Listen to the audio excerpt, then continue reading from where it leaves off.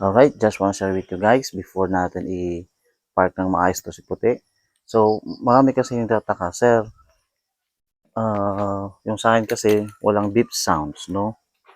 Walang tunog. Ano po kaya nangyari? Actually guys, dito lang po yung sa remote natin, no? So, tulad po nito sa akin naka-on. May sounds dyan. So, kung gusto natin i-mute, ito na po yung gagawin natin, no? Diin na lang po natin to hanggang mag-red yung, yan. Kapag color red na yon, nakita yung blink na red, yan ito. Yan. Nakamute na po yun. So, yun po guys. Napakasimple. So, kung gusto nyo guys, i-unmute, diin na lang po ito. Hanggang mag-green. So, nakita nyo guys, color green yung blinking light. So, kapag naka-green na yun, mean ko say, okay na yun. Naka-unmute yun. May sounds yun.